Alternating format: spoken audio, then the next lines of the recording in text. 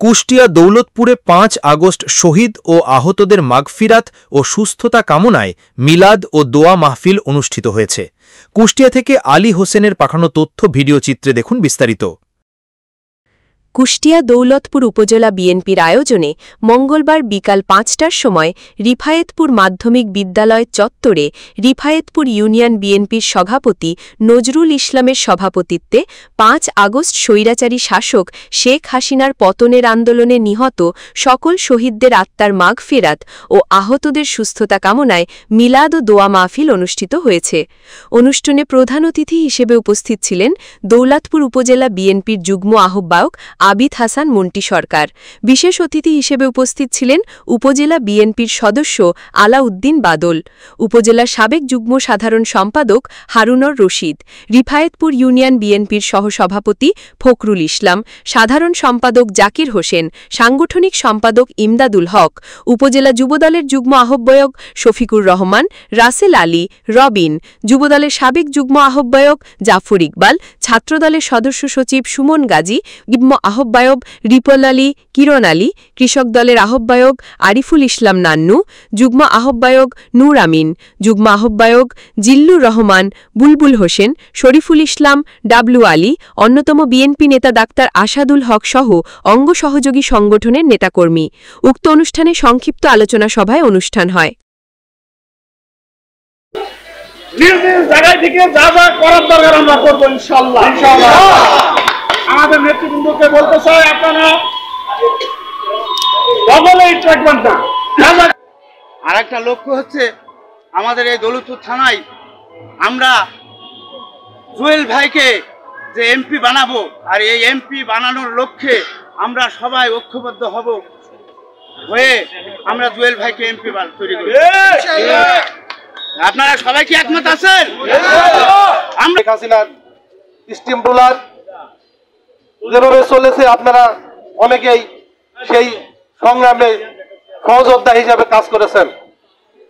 সেই steam roller যারা দেখেছেন তারা আসলে বলে মুখের ভাষা বলে শেষ করার মতো নয়, কারণ চোখের সামনে যারা কুষ্টিয়ায় ছিল, যেহেতু আমরা কুষ্টিয়ার মানুষ, যারা কুষ্টিয়ায় ছিলাম তারা আমরা দেখেছি। সংগ্রামী সাথী ও বন্ধুগণ, এই ৫ আগস্টের পরে আমরা যারা বিএনপি করি বা করছি, এর পক্ষ বিপক্ষ, তারপরও আমি দুইটা কথা বলবো যে স্বৈরাচার হাসিনা যেভাবে আমাদের বন্দুকের নলে হুমকি দিয়ে রাখতো, ঠিক এইভাবে আমাদেরকে অনেকে এখন হুমকি ধামকি দেয়। এখান থেকে আমাদের বের হতে হবে। আমরা দল করি শহীদ রাষ্ট্রপতি জিয়াউর রহমানের, আমরা দল করি তারেক রহমানের, আমরা দল করি বেগম।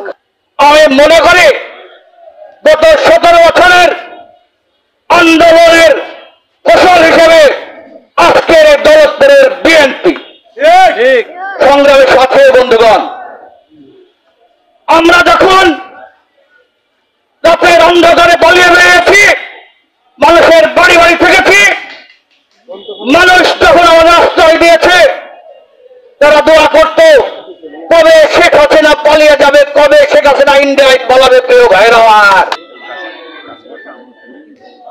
হ্যালো,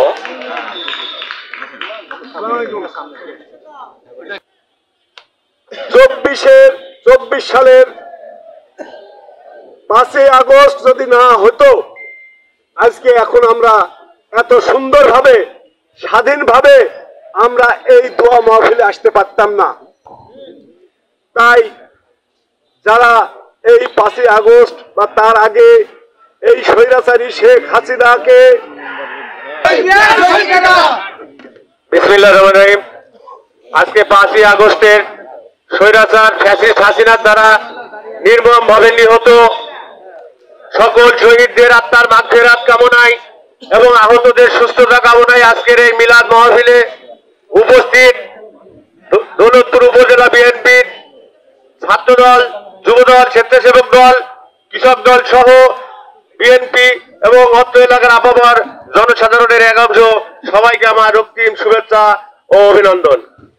প্রিয় উপস্থিতি, আপনারা জানেন এই বাংলাদেশে ফ্যাসিস্ট হাসিনা বিগত ১৭ বছর এদেশের মানুষের বুকের ওপরে জগদ্দল পাথরের মতো চেপেছিল ফ্যাসিস্ট হাসিনা তার বাবার মতো একদলীয় শাসনতন্ত্র কায়েমের মাধ্যমে এদেশের মানুষের মৌলিক অধিকারকে হরণ করেছিল, মানুষের কথা বলার স্বাধীনতাকে কেড়ে নিয়েছিল, মানুষের বাক স্বাধীনতাকে কেড়ে নিয়েছিল। একদলীয় বাকশাল কায়েমের দিকে যখন ধাবিত হচ্ছিল, ঠিক সেই মুহূর্তে দেশনায়ক তারেক রহমানের নির্দেশনায় সারা বাংলাদেশের আপামর জনসাধারণ ছাত্র জনতার মাধ্যমে একটি বিপ্লব ঘটে যায়। সেই বিপ্লবের 5ই আগস্ট স্বৈরাচার খুনি হাসিনা এদেশের ক্ষমতার মসনদ ছেড়ে ভারতে পালিয়ে গিয়েছে। বন্ধু সাহেব, আজ 5ই আগস্ট সম্মানিত উপস্থিতি,